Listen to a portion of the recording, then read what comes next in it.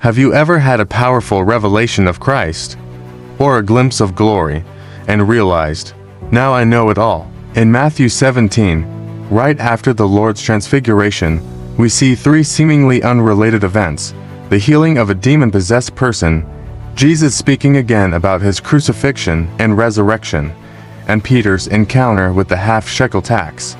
At first glance, they may seem disconnected, but if we look closely, Matthew is teaching us something profound. The revelation of Christ is not just to be seen or felt, it's meant to be applied in real life. The transfiguration was a foretaste of the kingdom, a miniature glimpse of glory. But as soon as Peter, James, and John came down from the mount, they faced the reality outside that glory, the valley of everyday life. Here, the power of darkness is real. Demon possession shows us the active presence of evil in the world. While the mountaintop experience is full of light, others are struggling in the valley. And this is exactly how it is in our lives. Maybe during a conference or a powerful spiritual meeting, you feel like you're on the mountaintop. You taste God's glory. But when you return home, the pressures, challenges, and temptations, the darkness, are still there. So, how do we handle it? Not by feeling inspired or excited, but by exercising authority.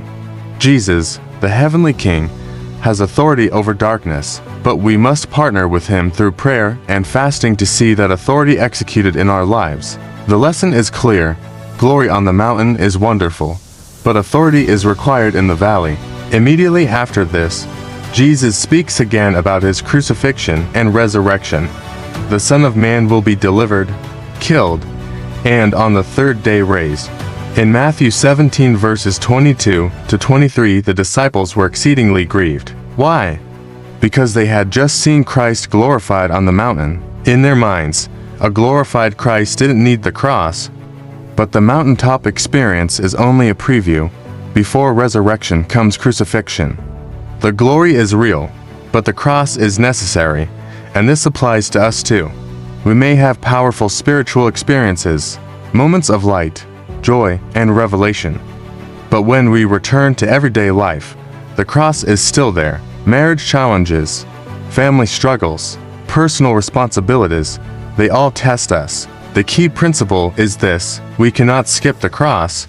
It's only by bearing the cross that we can pass through to resurrection. Glory previews the kingdom, but the cross brings us fully into it. Now let's focus on Peter. In Matthew 16, he received a revelation. Jesus is the Son of the living God. Then, on the mountaintop, he saw Christ manifested in glory, a vision that confirmed the revelation. Revelation and vision were clear. But Matthew 17 verse 24 to 27 shows Peter being tested, not in doctrine, but in practical life. The tax collectors asked him to pay the half-shekel, and this seemingly mundane test revealed whether Peter could apply what he had seen and received. This is exactly our challenge today. We may know Galatians 2 verse 20. I am crucified with Christ. It is no longer I who live, but Christ lives in me. We may even intellectually understand it, but when life presses in, when our spouse disagrees, when daily responsibilities frustrate us, can we still live it out? Peter's revelation and vision were wonderful. He knew Christ was the Son of God. He had witnessed his glory. But God was now testing him. Do you live this in practical obedience? This is the heart of the message. God is not just after what we see. He's after how we live it out. Revelation without application fades when life gets real. True discipleship is taking the mountaintop experience and letting it transform your everyday actions. So, what can we take from Matthew 17? 1. Glory on the mountaintop is a preview of the kingdom. 2. The cross is necessary to enter resurrection, no matter how high the experience. 3. Revelation and vision must be applied in daily life. The Lord is calling us not just to see him, but to live him, through authority in the valley, through crucifixion in our daily struggles, and through obedience that reflects his revelation.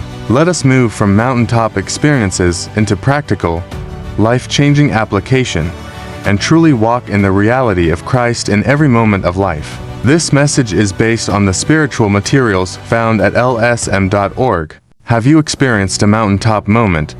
How are you applying it in your daily life? Comment below and let's discuss.